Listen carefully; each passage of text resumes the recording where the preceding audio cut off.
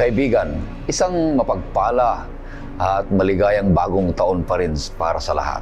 Kagalakan namin na patuloy kayong mga kasama dito sa programang Oras ng Pag-aaral, Hope Channel North Philippines.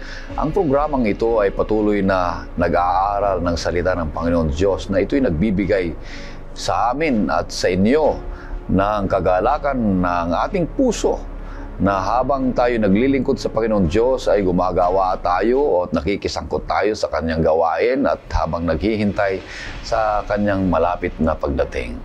Ito po ang iyong lingkod, Pastor Ray Urbi, bilang facilitator sa ating pag-aaral sa oras na ito. Binabati ko ang lahat ng ating mga viewers natin mula sa Calapan, sa Porac, sa Gloria, ganoon din sa Tacloban, sa Masbate, sa Taguig, sa Pangantukan, Kapatalan, ganoon din sa Chicago, sa Jeddah, sa Ireland, ganoon din sa Pangarap Village, sa Carmona, sa Bintog, sa Ligao Cities, sa Ballesteros, sa Kalinga Apayao, sa Benguet, Higueran, Bulacan, Tikay, Saudi Arabia, sa Saipan, at sa buong Luzon, Visayas at Mindanao at buong mundo.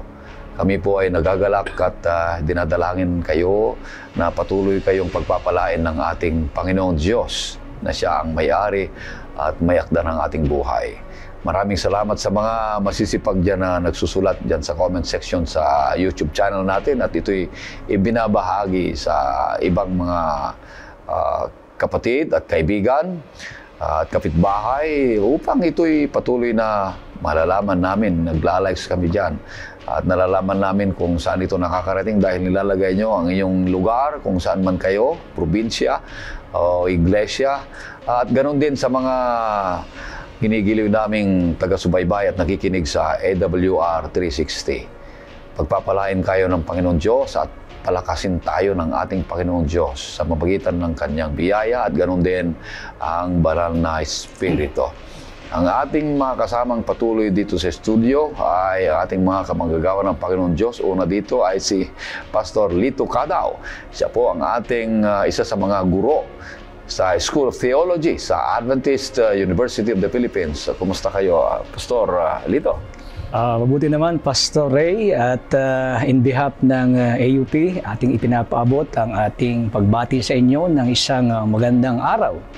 At tangkilik nating patuloy ang ating paaralan para sa Kristiyanong edukasyon. At kagalakan muli ngayong araw na ito at sa pagkakataong ito na muli nating tunghayan at pag-aralan ang mahalagang mensahe ng ating Panginoon para sa ating buhay. Maraming salamat. Ang pangalawang makakasama natin dito ay si Pastor Ray Salo. Siya po ang Behavioral Formation Officer ng Manila Adventist College at siya din ay ang Executive Director ng Asia Association of Clinical Pastoral Education. Kumusta kayo, Pastor Salo? Mabuti naman, Pastor Orbe, at maraming salamat sa pagkakataon na muli tayo makapagpatuloy sa ating oras ng pag-aaral. Pangumusta po mula sa Manila Adventist College at sa ating buhatan rin ng Asia Association for Clinical Pastoral Education at sa Philippine Adventist Chaplains Association. Okay, sa ating pagpapatuloy, nais kitang aniyahan, kaibigan, sa isang panalangin. O Panginoong Diyos sa maraming banal, kami po ay lumalapit sa inyo. Kinikilala namin kayo na may-ari at may-akda ng aming buhay. Kayo ang dahilan, kaya kami ay naririto upang pag-aralan at itanghal ang iyong banal na pangalan.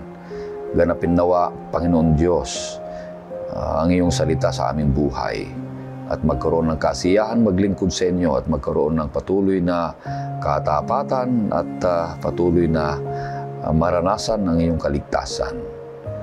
Patawarin kami, Panginoon Diyos, sa aming kasalanan. Ito hiling namin sa pangalan ng aming Panginoong Jesus. Amen. Amen.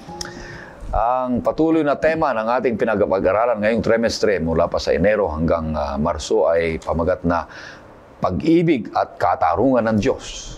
Ang temang ito ay susuriin natin patuloy o ang mga may halagang hiwaga ng pag-ibig ng Diyos na Kanyang inialok sa bawat isa sa atin na may katarungan sa bawat isa. Pag-aralan natin ng mga katanungan na kung ang Diyos ay pag-ibig, bakit mayroong mga napakaraming mga kasamaan dito sa balat ng lupa? At patuloy na dalangin ko, kaibigan, na subaybayan ang programang ito para patuloy na maunawaan kung ano ang pag-ibig ng Diyos na para sa iyo at para sa akin at ano ang Kanyang kalayaan, hustisya na ipinararating niya sa bawat isa sa atin habang naglilingkod tayo sa Kanya. Kaya ang pang-apat na paksana na ating pag-aaralan ay ngayong linggo ay may pagat na ang Diyos ay marubdob at maawain. at ang talatang sauluhin na matatagpuan sa Isaiah 49:15, ito pong sinasabi, malilimutan ba ng babae ang kanyang batang pasusuhin na hindi siya mahahabag sa anak ng kanyang sinapupunan? Oo, ang mga ito'y makakalimot, ngunit hindi kita kalilimutan. Napakagandang pangako ng ating Panginoong Diyos, hindi kita malilimutan. Bagaman na ito ay tatalakayan natin sa 3 punto. Ito'y isang kabuuan ng 3 M. Unang M ay papaliwanag sa atin ni Pastor Salo. Ang unang M ay maternal love. Pangalawa, paliwanag sa atin ni Pastor Lito, merciful emotion. Ang pangatlo ay kay Pastor Salo, missional passion. Kaya Pastor Salo, ano ibig sabihin nito? Maternal love. Okay, maraming salamat, Pastor Ray. Atin mo na ikukunik, Pastor, yung ating lesson ngayong linggo sa lesson natin nung nakaraan. Ang ating lesson ngayon ay tungkol sa God's passionate and compassion. Ito ay tumutukoy sa emosyon ng ating Panginoon na maraming mga tao ang nalilito at kadalasan ito hindi nauunawaan. Pero dito pinapahiwatig sa ating lesson ngayong linggo na God is passionate as well as compassionate. Sa paanong paraan? Na siya merong parental care na ginagamit. Bakit? Para mas maunawaan natin. At pangalawa, siya ay emotionally involved. At pangatlo, dito, siya ay merong passionate commitment to His people. Kaya nga, ang pinakatema ng ating lesson ngayong linggo, understanding and experiencing God's love will help us to be compassionate with others. Okay, so punta na tayo sa unang punto. Ang unang punto dito na ginagamit, itong maternal love. Bakit maternal love? Sapagkat ito ang pinakamalapit na maintindihan ng nating tao kung papaano nagmahal ang ating Panginoong Hesus.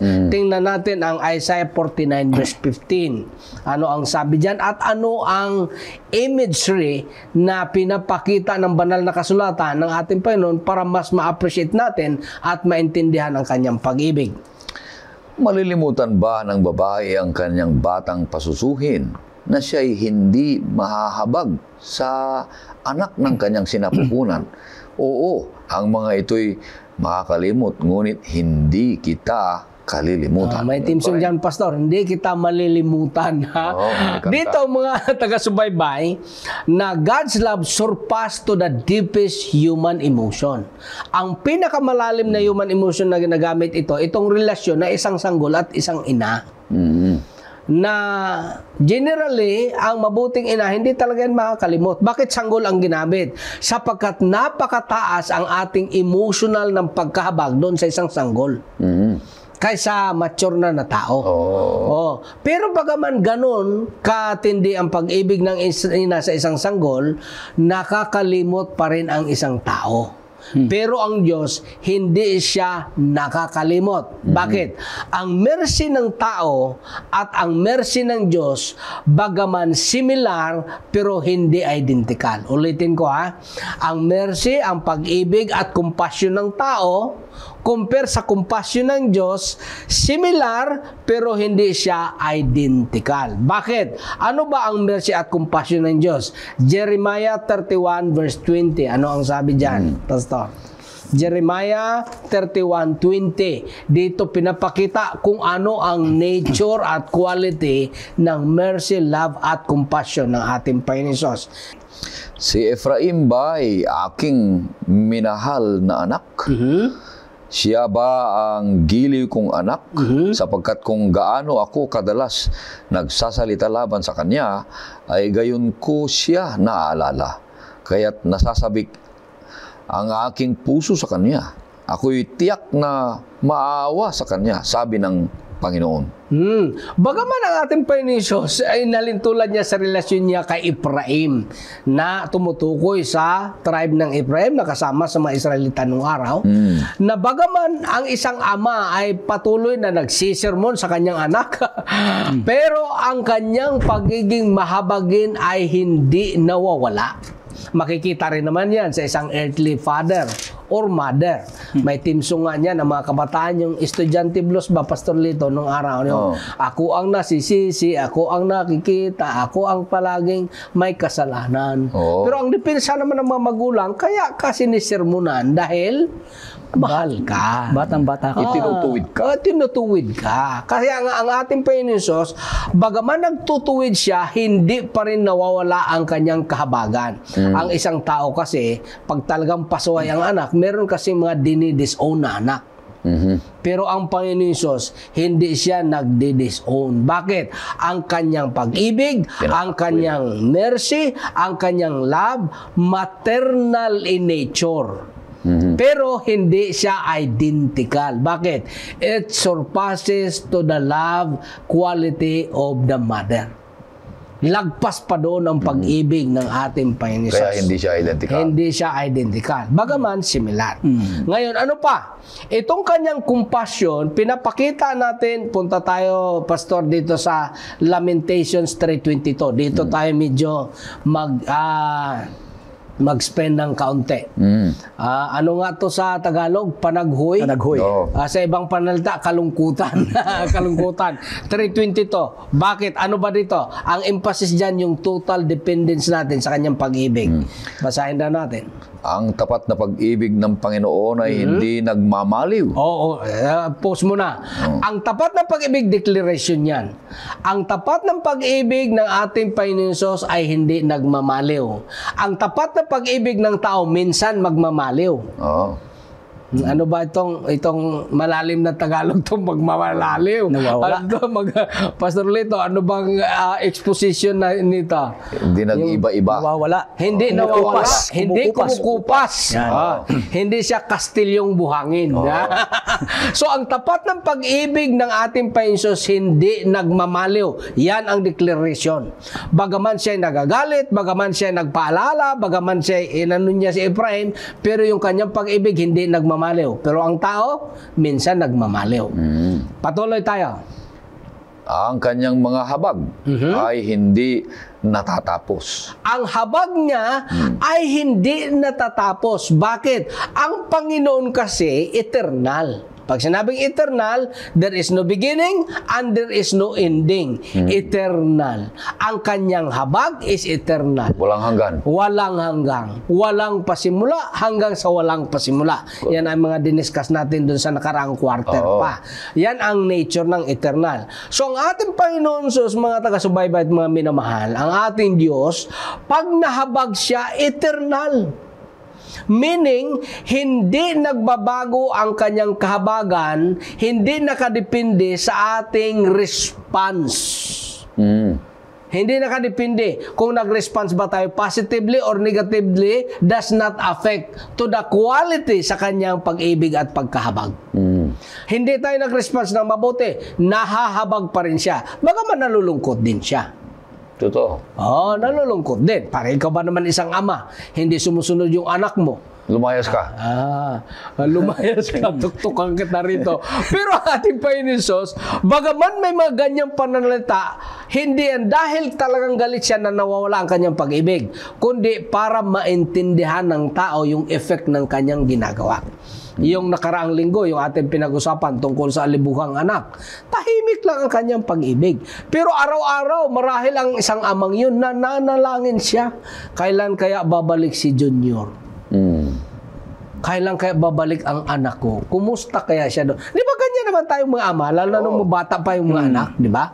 Pagka ikaw ay nakakita ng isang pagkain, lalo na yung mga ina, pag nakapunta sa partihan at saka nakakain, ang iniisip, ay sana'y matikman din to ng aking mga anak. Pero hindi yan inisip, sana matikman rin to ng asawa ko. Matanda na yun. Kasi nga, sanggol eh. Napakataas ang ating pagkahabag sa sanggol. Kaya yan ang talagang kinuha na imagery para maintindihan natin bagaman lagpas pa dyan ang pag-ibig ng Diyos. Total dependency. Ang isang sanggol din kasi, hindi naman yan mabubuhay kung talagang hindi yan inalagaan. May sanggol ba? Tingnan mo yung mga batang kali or kahit sino.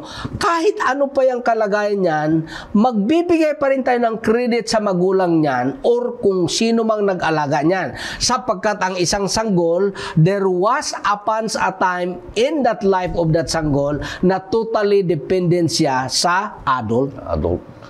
Hindi talaga magsusurvive yan. Yun ang pinupunto ng ating Panginoong Hesus. Na ang kalagayan natin, kagaya ng isang sanggol, na dapat magkaroon tayo ng muang na magiging totally dependent tayo sa Kanya, kagaya ng isang sanggol. Bakit? Ang Kanyang pag-ibig lagpas pa sa isang ina na nag-aalaga sa kanyang anak, sa kanyang sinapupunan at nagpalaki ng isang sanggol, kasi ang isang ina minsan nakakalimot pero siya hindi siya makakalimot kailanman. Ang kanyang pag-ibig ay dalisay mula sa walang pasimula hanggang sa walang katapusan. Kaya mga taga-subaybay, wala tayong pwedeng gawin na makapipigil sa Diyos para mahalin tayo. Ngunit sa panahon na hindi tayo mag-respond sa Kanyang pagmamahal, ay hindi natin makikita at maranasan ang benefits ng Kanyang pag-ibig. Napakaganda nito. Kaya ang bawat isa sa atin, matutunan natin na ang pag-ibig natin ay sobra na alagaan natin ang mga hindi kaibig-ibig. Ganon din ang mga taong mga hindi nakakayanan. Mahirap yun. Oo. Papakita natin sa kanila na ang pagturo sa atin ng Panginoon Diyos ay totoong naramdaman natin ang Kanyang pag-ibig. Kaya gawin naman natin yan sa iba. Magandang halimbawa yun, ano? Yung ina, inaalagaan niya ng tunay yung kanyang anak dahil mahal niya. At kasi yung anak na yun ay walang kamuwang-muwang, hindi niya kayang tumayo sa sarili, pakainin ang kanyang sarili, kaya umaasa talaga ang bata. Ganon din tayo. Magandang punto yon. Bawat isa sa atin ay umaasa sa Diyos sapagkat wala tayong kakayanan. Galing lahat sa ating Panginoon Diyos. Kaya tapat tayo sa Kanya, no, Pastor? Ganda ito eh.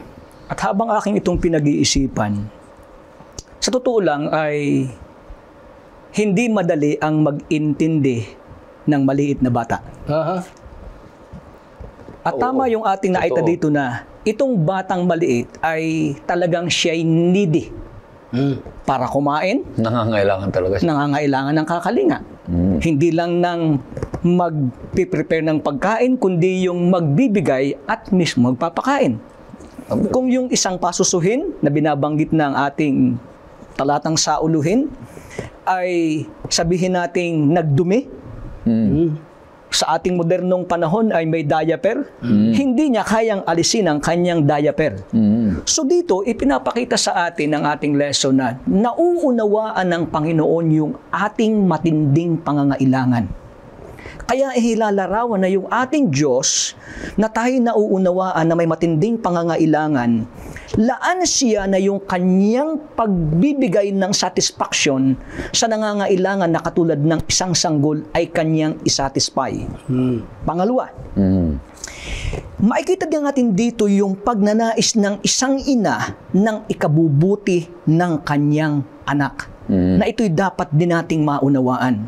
Na samantalang tayo'y katulad ng binanggit ng ating lesson paulit-ulit na tayo'y makasalanan, ibig sabihin tayo ay talagang needy sa puntong iyon. Nangangailangan. At pagkatapos ay ipinakita rin ng Diyos yung kanyang pagnanais ng pinakangabuti sa maliit na ito. Hindi ito madaling maunawaan dahil ang isang mabuting ina sa ating normal na kalagayan talagang walang inisip na pinakangabuti sa kanyang anak, kundi yung ano ba talaga ang pinakangabuting magagawa. Ganon ang Panginoon nung sabihin na ang kanyang pag-ibig sa atin ay inihahambing, bagamat hindi eksaktong katulad, inihahambing lang na ang kanyang pag-ibig ay tulad ng pag-ibig ng isang ina sa isang pasusuhin. Isang makikita na dyan, Pastor, yung ano siya ba? Yung automatic response. Yes. May kusang pag-aalaga ang ina. Automatic yan eh. Kasi may tinatawag dyan sa psychology at scientifically, yung tinatawag na emotional connection. Kasi mula pa nung nasa tiyan pa, kung anong kinakain ng ina, Yun din. kinakain din ng anak. So, kung, Pero hindi lang yan limited sa ina. Pati din ng ama. May mga lalaking ang naglilihi eh. Oo. Ibig sabihin kasi, di ba, yung mga kinakausap nila yung anak, yung baby, nasa tiyan pa. Oy anak, ako yung papa mo huwag kang magduda. Baka magduda yung anak eh.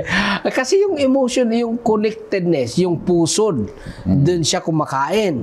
Kaya nga pinuputol yan paglabas eh. Pero baga man naputol, yung connection kasi ng ina, ang emphasis dito yung kahabagan ng Diyos ay automatic. Walang triggers na kailangan. At bilang dagdag, Pastor, kasi yung binanggit mo yung connection, magtataka tayo matapos na ipanganak, tinanggal yung pusod. Di ba ang lagi parang emphasis ay yung breastfeeding? Minsan ako yung nagtanong, sabi ko, sa dinami-dami naman ng bahagi ng katawan ng tao, bakit dito nilagay sa harapan? Pwede naman sa kamay, para habang tatrabaho sa isang kamay, dede ka lang dyan. Di ba Pero alam mo, yung palang ibig sabihin kung bakit dito ay para sila'y merong connection. eye contact at connection. Ganon ipinapakita na ang Diyos ay nananatiling gusto niyang connected siya sa atin bilang katulad ng isang Malapit ina. sa puso. Malapit sa puso. Malapit sa kanyang puso at katawan. Purihin ang Panginoon Diyos. May mga nagsasabing pinapalo niya, tapos pinapakita niya, mahal kita anak dahil mahal kita. Eh, anong ginawa ng bata? Pinalo niya ang nanay niya, tapos sinabi, mahal kita nanay. Ay, nako. Kaya, mahal kita.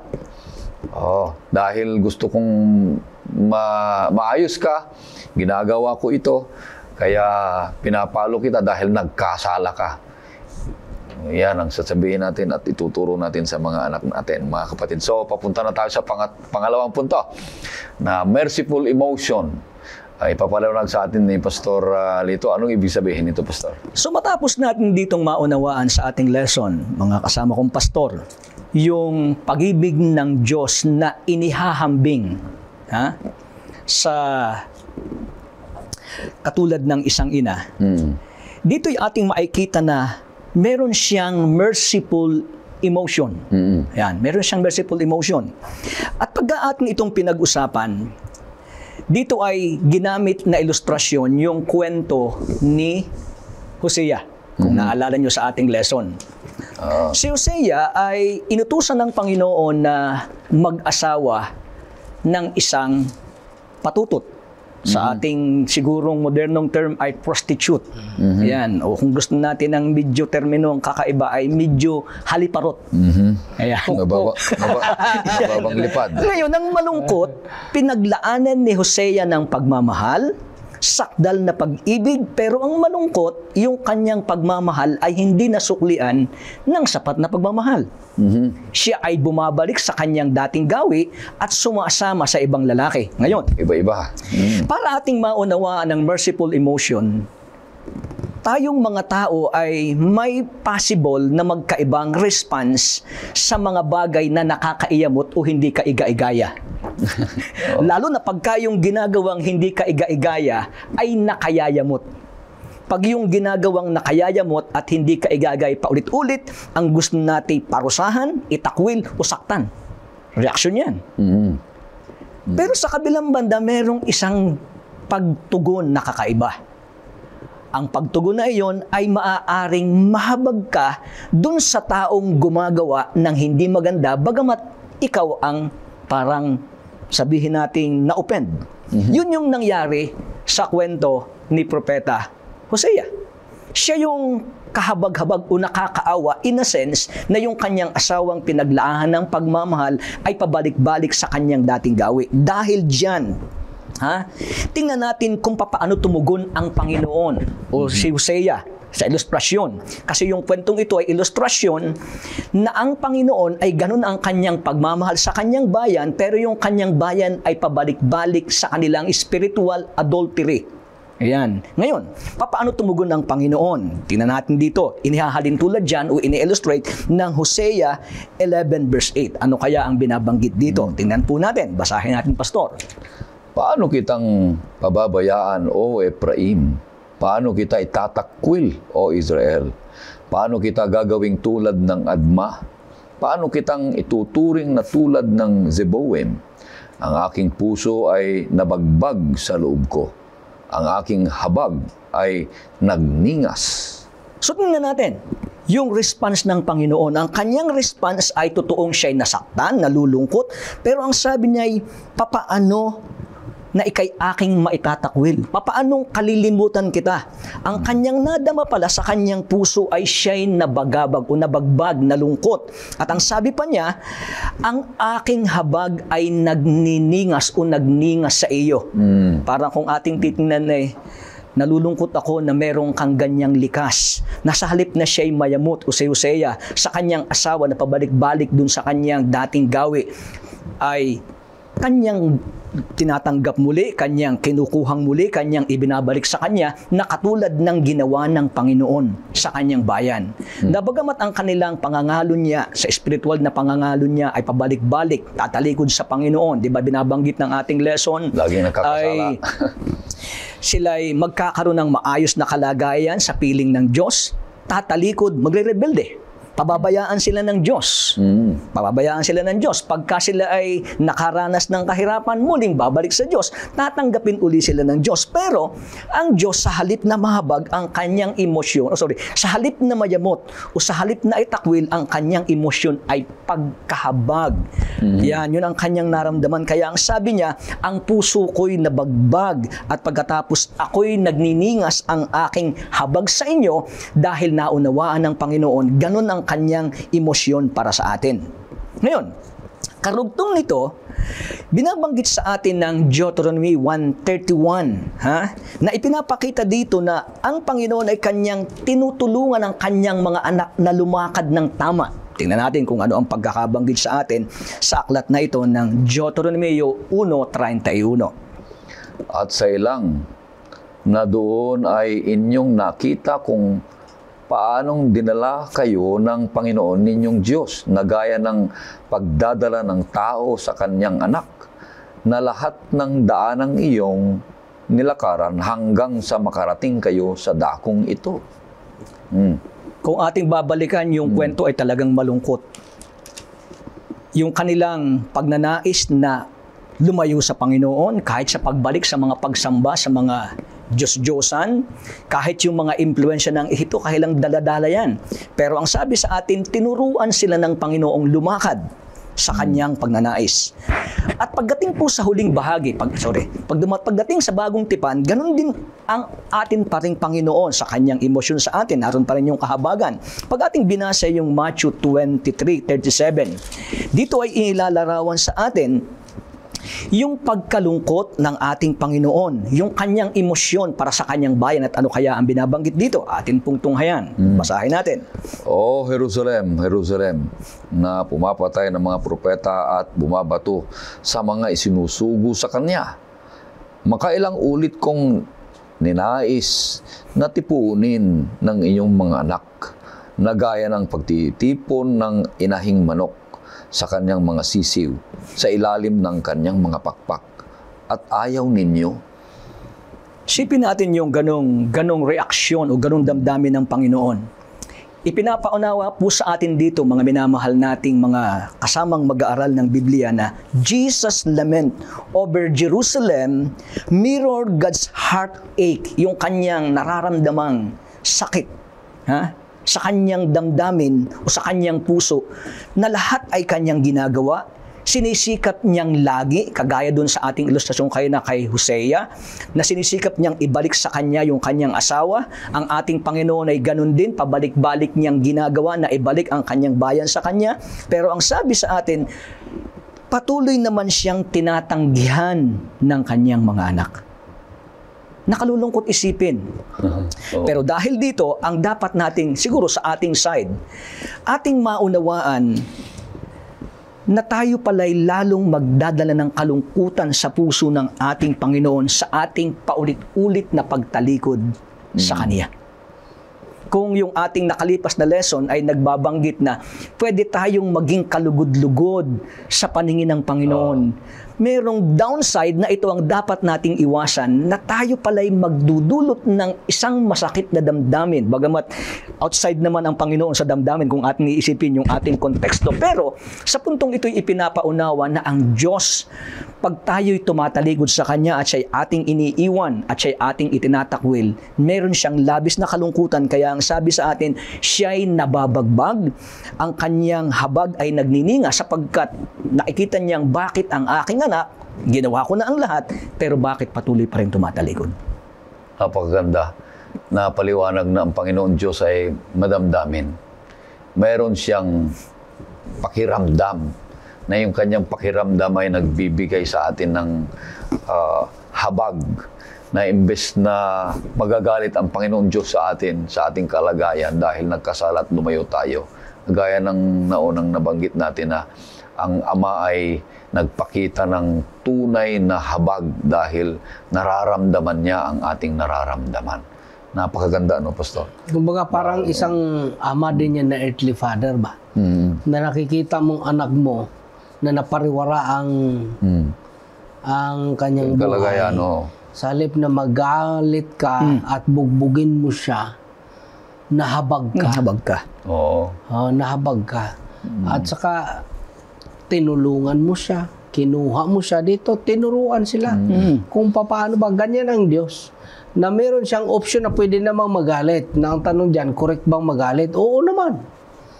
Correct bang magalit yung ama na kinuha yung kanyang share nung anak na buhay pa siya? Pwede. Sabi, ano ba? Illegal to, anak. At saka napakalakas naman ng loob mo. Hindi naman to sa'yo pa.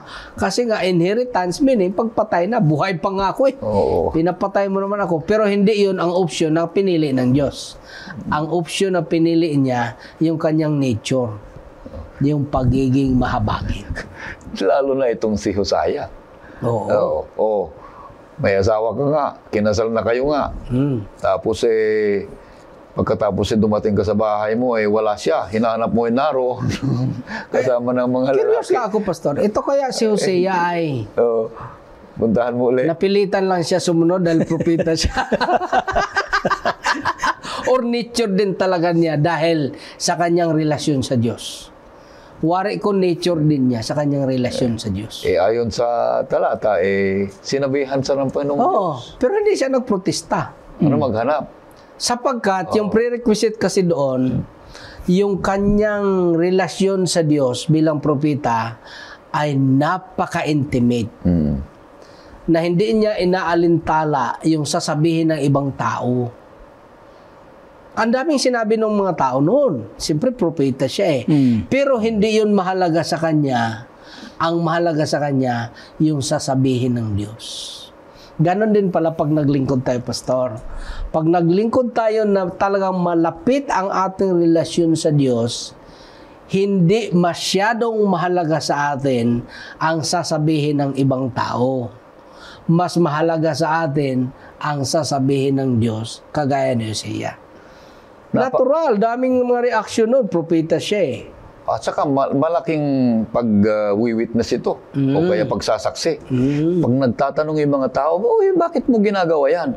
Ang ginagawa ko ay yung ginagawa ng Diyos para sa inyo.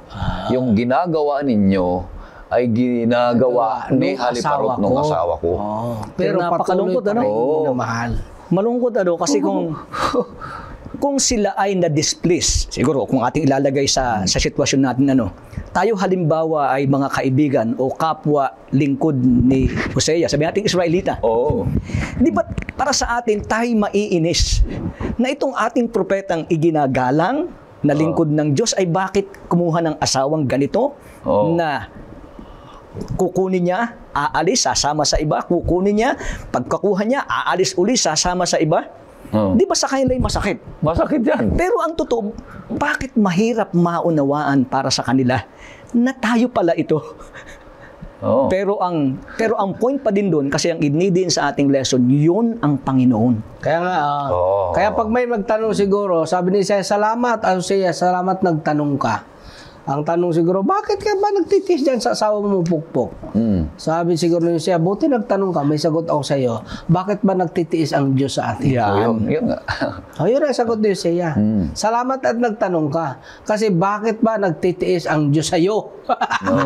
At sa akin, sa atin, na yung ginagawa ni Gomer, yun din ang ating ginagawa sa Kanya. Dumating ang panahon na nagbago at nagkaroon ng masayang pagtitipon at ito'y dahilan sa patuloy na pag-ibig na ipinapakita ni Hosea. At ganoon din ang Diyos. Pinapakita ng Diyos. Kasi illustration lang naman yun si Hosea. Pati yung mga pangalan ng mga anak niya is a description of the relationship. Pero ang pinakapunto talaga doon is an actual description of the love of God to humanity. Okay, pupunta na tayo sa pangatlong punto.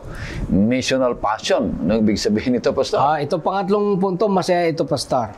Dapat maintindihan natin na ang passion ng Diyos ay missional. Ano ba itong karakteristik niya? Deuteronomy 4:24. This is the nature of the passion of God. Tingnan natin ang Deuteronomy 4:24. Deuteronomy 4:24, the nature of the passion of God. Sapagkat ang Panginoon mong Diyos ay isang apoy na tumutupok at isang Diyos na mapanibughuin. Ano itong mapanibughuin? At tumutupok pa. Titingnan natin, ano ba ang definition nito ng banal na kasulatan? 2 Korinto 11:2. Anong nature ng pagiging panibughuin ng ating Panginoon Hesus? 2 Korinto 11:2, mga kaibigan taga-subaybay, nais natin itong unawain sapagkat crucial ito. Sapagkat maraming nagsasabi, akala ko ba ang Diyos ay pag-ibig? At sabi ng 1 Korinto 13, titingnan natin mamaya, na ang pag-ibig ay hindi nagsisilos. Tapos ito, ang Diyos ay siloso. Anong nature na ito? Titingnan natin. 2 Korinto 11:2, ako'y nakakaramdam sa inyo ng makadiyos na panibugho. Makadiyos pala yung panibugho. Sapagkat kayo'y itinakda kong mapangasawa ng isang lalaki na kayo'y maiharap ko kay Kristo bilang isang malinis na birhen. Okay. Mas maintindihan natin at ma-appreciate yan kung pag-aralan muna natin ang ating batas. Punta tayo sa Revised Penal Code, Article 13, Paragraph 6. Meron din itong tinatawag, Pastor, na mitigating circumstances on criminal liability. Paragraph 6, ang sabi dito, that of having acted upon an impulse so powerful as naturally to have produced passion or obfuscation. Ano ba ito? Bigyan natin ng halimbawa. General rule, hindi siloso ang pag-ibig. Pero may exception. Anong exception? Halimbawa, Pastor, mag-asawa kayo. Ang pagiging mag-asawa, merong exclusive relationship na dapat sa mag-asawa lang. Ano yun? Yun yung tinatawag na sexual relationship. Exclusive yan. Pag isinare mo yan sa iba, may karapatan na yung asawa mo. Merong dalawang prerequisite dyan. Anong una? Yung tinatawag nating legal right. Pangalawa, merong moral right. Halimbawa, pagka nadatna ng isang asawa, either lalaki or babae, ang kanyang asawa na merong affair, sexual affair with others, tapos sa kanyang passion of impulse, natagpuan niyang dalawa. Natagpuan niya, napatay niya. Pwede yung mitigating circumstances. Article 13, Paragraph 6. Ibig sabihin, pwede siyang mapawalang sala. Bakit? Sapagkat impulse. Pero pagka ang nagkiklaim ay halimbawa kabit. Tapos may ibang boyfriend din yung kabit. Tapos nadatnan niya. Tapos nabugbog niya. Hindi proper defense ang impulse. Bakit? Wala siyang legal at saka moral right. Now, bakit tinatawag ng Diyos na meron siyang makadiyos na panibugho?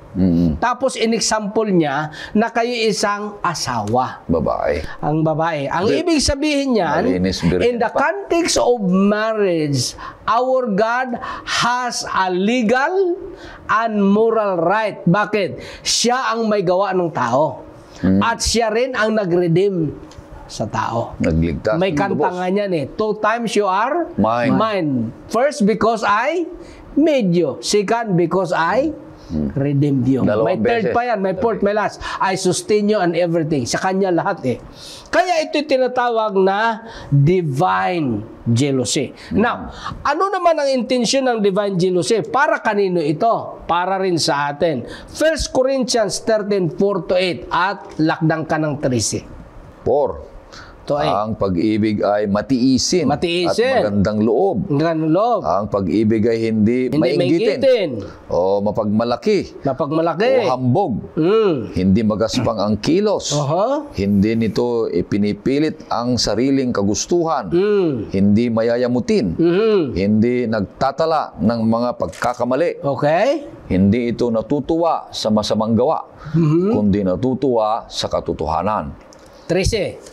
At gayon ay nananatili ang tatlong ito. Ano daw? Ang pananampalataya, Palataya, pag-asa, pag-asa, at pag-ibig. pag-ibig. Ngunit ang pinakadakila sa mga ito ay ang pag-ibig. Itong pag-ibig na sinasabi, divine love. Pinakadakila sa lahat ay ang pag-ibig. Tanong, kailan ba tayo inibig ng Diyos? Roma 5:8. Anong kalagayan ng tao? Nabanggit natin to last week sa ating lesson, pero banggitin natin ulit dito for the sake of emphasis. Anong kalagayan ng tao nang inibig tayo ng Diyos sa gantong kwaliteng pag-ibig? Subalit pinatutunayan ng Diyos ang kanyang pag-ibig sa atin, na noong tayo mga makasalanan pa, si Kristo ay namatay para sa atin. Namatay si Kristo nung tayo'y makasalanan pa. Kaya nga, yung binanggit natin nung nakaraan, balikan natin, Pastor, binanggit natin, yung Kolosas 1:10, yung bunga ng mabuting gawa. Kanino ba talaga itong bunga? Atin ba itong gawa, yung mabuting nagagawa natin? Or gawa ba ito ng banal na espiritu para sa atin? Yan kasi ating mga taga-subaybay, liwanagin natin yan. Kasi dito maraming nalilito na ang marami pa rin nagsasabi na nagtuturo sa banal na kasulatan na tayo ay may partisipasyon sa mabuting gawa. Wala ho. Sapagkat ang gawa po yan ay hindi po yan gawa natin, kundi gawa po yan ng banal na espiritu. Ano ang prueba? Galatia 5:22 at 23. Subalit ang bunga ng espiritu ay pag-ibig. Kaninong bunga daw yan? Espiritu. Bunga yan ng espiritu. Kaya pagka nag-ibig tayo doon sa kapwa, umibig tayo sa kapwa, hindi yan na natin masasabing gawa natin. Bakit? Bunga yan ng espiritu. Hindi mo yan bunga sapagkat wala nga tayong original eh. Ano pa ang bunga ng espiritu? Kagalakan. Kapayapaan. Tsitsaga. Pagtsatsaga. Kagandang Kagandahang loob. Kabutihan. Katapatan. Kaamuan. At pagpipigil sa sarili. At kung ito ay maging behavior at part na iyong buhay, hindi na applicable ang batas dito. Bakit? Ano pang applicable na batas dyan? Ang batas, ang tawag dyan yung sinasabing prohibition. Hindi mo nga ginagawa eh.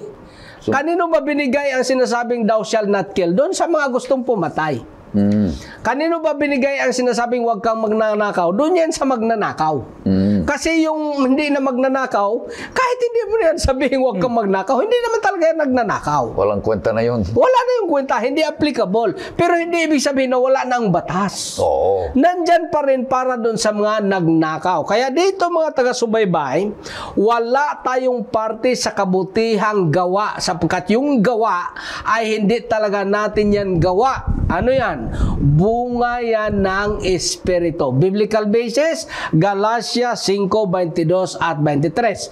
Pag pinagpatuloy mo yan, nandyan din naman ang opposite. Patuloy mo nga, Pastor. Anong opposite? Sa taas nun, di ba? Sa taas na. Sa taas Sabi nun. Atras ka ng konti. Yung bunga ng laman. 17. Sapagkat 17. ang laman ay nasa laban sa espiritu. Ibig sabihin, pagka-opposite naman, ano naman ang nasa ng laman?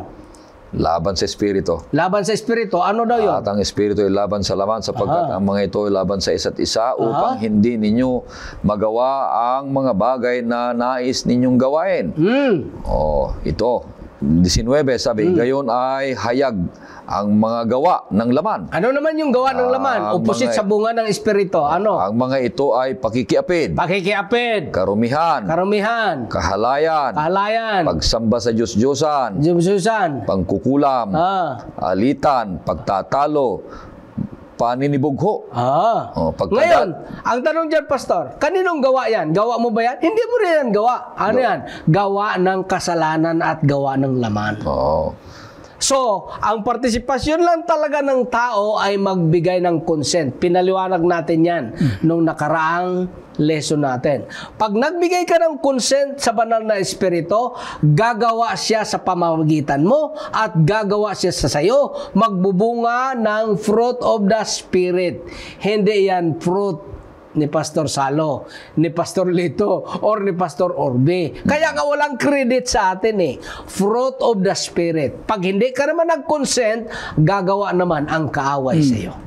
Tuloy natin. Sabi dito, pagka makasarili, pagkabahabahagi, mga pagkakampi-kampi, pagkainggit, paglalasing, kalayawan, at ang mga katulad nito, binabalaan ko kayo gaya ng aking pagbabala nung una sa inyo na ang gumagawa ng mga gayong mga bagay ay hindi magmamana ng kaharian ng Diyos. Kasi nga, magawa yan ng laman. Opposite ng fruit of the Spirit. Paganda. So, tama. Siya na nagsimula ng mabuting gawa para sa atin. Siya talaga. Siya rin ang magtatapos. At magsusustain. At magsusustain. Kaya ang sabi sa atin, matapos ang ating Panginoong umakyat doon sa langit, hindi niya iniwan ang mga alagad at ang kanyang mga lingkod na parang iniwan sa kadiliman. Na parang orpan. Iniwan at sinugo ang banal na espiritu. Ang gawain ng banal na espiritu ay mag-convict. Kaya meron tayong tinatawag na convicting stage. Hindi lang siya nagko-convict. Siya rin yung nagdidwell. Kaya meron tinatawag na indwelling stage. At dun sa indwelling stage, siya yung nagko-connect sa atin lagi kay Kristo. At pagkatapos nung indwelling stage, andyan yung tinatawag nating enabling stage na yun yung binabanggit ni Pastor. Na yung magagandang gawa na ating ginagawa ay hindi sa ating sarili, kundi bunga ng Espiritu sa ating buhay. Dahil tayo ay kanyang tingatransform. Hindi lang tayo kanyang tingatransform. Tayo ay kanyang sinusustain. At hindi lang tayo kanyang sinusustain. Tayo ay kanya ring pinuprovide ng mga gifts. Kaya hindi lang pala enabling, kundi gifting at providing. Dahil doon, hindi lang tayo matatransform na katulad ni Kristo, gumagawa na rin tayo na katulad ni Kristo at hayag pa ang bunga ng Holy Spirit. Pero kailangan ipaliwanag natin, Pastor. Ano ba yung nawala nung nagkasala si Adan at Eva? Dalawa kasi yan. Ito yung masyadong hindi nabibigyan ng pansin. Dalawa yan. Una, nung si Adan at si Eva hindi pa nagkahulog sa kasalanan, ang kanilang state of being, sinless state. Nung nagkasala na sila, na-change yun. Yung tinatawag na sinful state. Sinful. Sa papanong paraan? Sa pamagitan ng gawa ng disobedience. Ngayon, kaya maraming issue dito, mayroon tinatawag na sinless state ba? Ay, hindi yan ganyan. Ang ibig sabihin yan, dalawa kailangang paliwanag ng ayos. Dalawa kasi yan. Ano ba yung i-restore ng ating Panginoon Sos na ma-fulfill lang sa kanyang pagbalik? Yung tinatawag na sinless state of being. Ngayon, sunod. Kaya ba sa pamagitan ng banal na espiritu na hindi nagagawa ng kasalanan ang isang tao? Oo, sa pamagitan ng banal na espiritu. Pero bagaman hindi ka gumagawa ng kasalanan, hindi ibig sabihin na na-restore na ang iyong sinless state kagaya ni Adan at ni Eva. Bakit? Anong biblical basis? Bago pa nagkasala. 1 Thessalonians chapter 4, 15 at 16. Basahin natin, Pastor. 1 Tesalonica 4, 16 at 17. Mag-umpisa ka sa 15. Kailan mangyayari ang pag-restore? Kailan mangyayari ang pag-restore?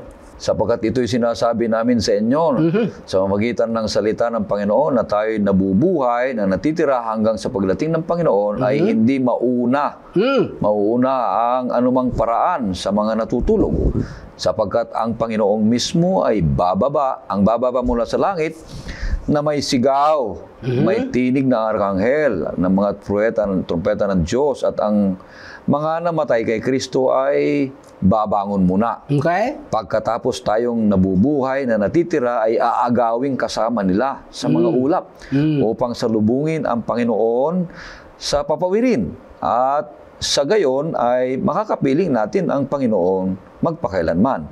Kaya't mag-aliwan kayo sa isa't isa ng mga salitang ito. Ang ibig sabihin nitong missional passion ng ating Panginoong Hesus na ang pagpanumbalik sa tinatawag nating sinless state ni Adan at Eva bago nagkasala, mangyayari siya sa pagbalik ng ating Panginoong Hesus sa panahon na ang mga namatay i-resurrect.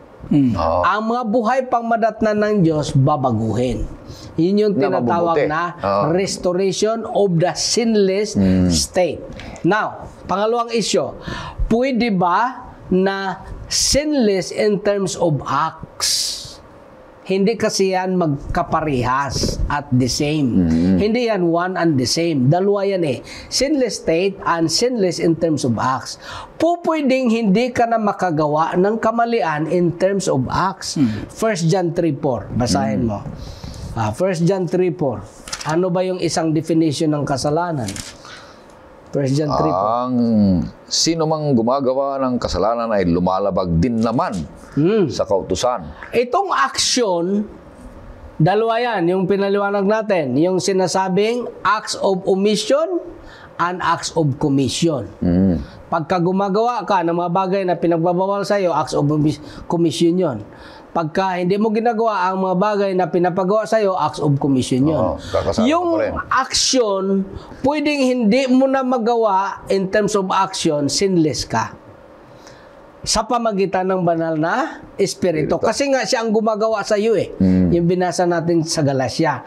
Pero, yung iyong state of being, yung iyong nature, sinful nature pa rin until God restores you during the second coming kung ikaw ay buhay, or i-resurrect ka kung ikaw ay patay. Kung ikaw ay nagiging tapat. Kung ikaw ay naging tapat. Magkakaroon tayo ng panibagong buhay pag nadatnan tayong tapat na buhay.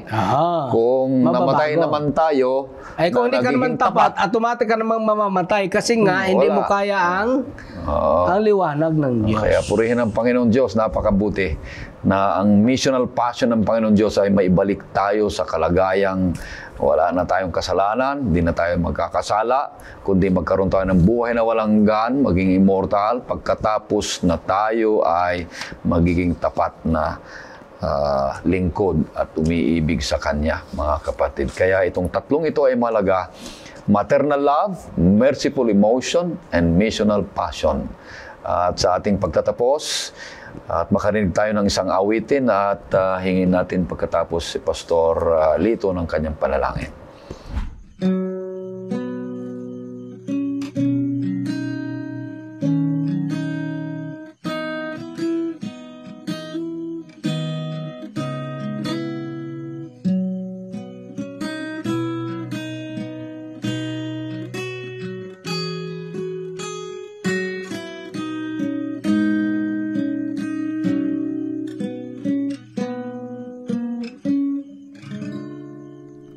Maraming beses na akong nagkamali,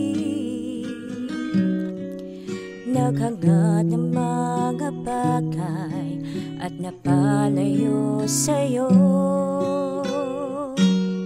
Ngunit pag-ibig mo sa'kin nananatili, di ka man lang nagsasawa at di nagbabago. Binuksan muli ang puso at aking nakita ang pag-ibig mo'y napakahiwaga. Kaya narito ako ngayon, bumabalik sa'yo. Alibog ang anak na pilit na nagbabago.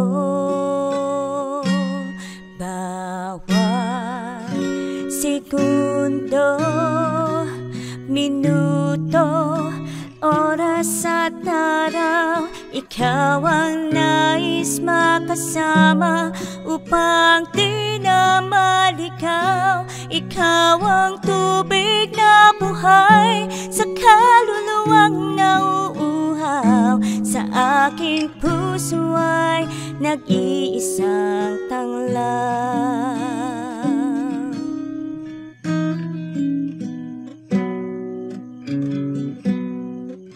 Buhay ko'y kasing diliman ng gabi. Ito'y paliliwanagin ng kabutihan mo. At kahit bago pa maisip ang magsisi,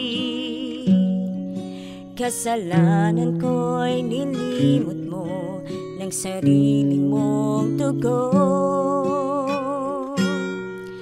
Pinuksan muli ang puso at aking nakita ang pag-ibig mo'y napakahiwaga.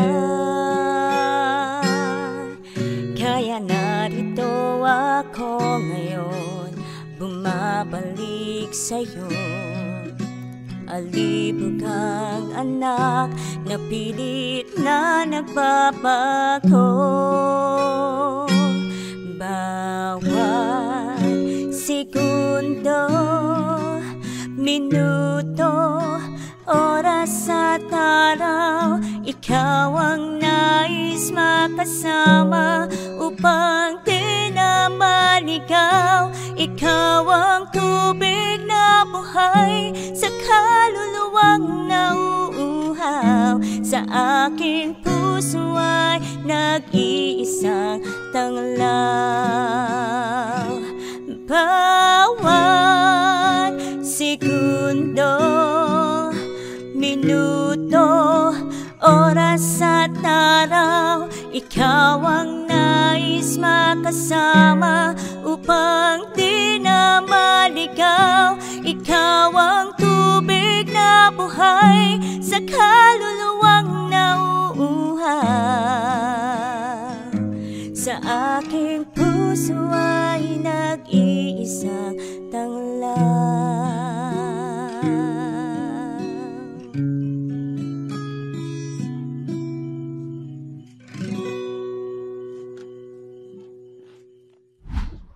Pastor? Tayo po'y manalangin. O Diyos, kami po'y nagagalak sapagkat Ikaw ay nanahatiling Diyos na hindi nagbabago sa iyong kahabagan, sa iyong pagmamahal. At ang mga ito'y katulad ng laging bago araw-araw. Totoong ika'y nasasaktan sa aming mga pagtalikod. Subalit nananatili ka na ang pagmamahal ay ilalaan sa amin at iyong ginagawa ang lahat ng paraan upang kami bumalik sa iyo. Tulungan po kami, O Diyos, na manatili sa iyong piling. At sa pahamagitan ng banal na Espiritu na sa amin ay naninirahan, kami mga bago at makapagpatuloy kami na lumalakad ayon sa kalooban ng aming Diyos. Ang iyong karakter sa aming mga buhay ay nahahayag. At ang aming mga karakter ay hindi lamang nababago, kundi mga karakter na napapalitan ng kagaya ng sayo upang kami maging karapat-dapat dahilan sa iyo na manirahan sa langit na bayan. Pagpalain ang bawat isa sa amin, maging ang mga nakikinig at sumusubaybay ng mahalagang pag-aaral na ito. Sama-sama kaming lumago, sama-sama kaming maging handa sa iyong pagbabalik sa pangalan ni Jesus. Amen. Amen.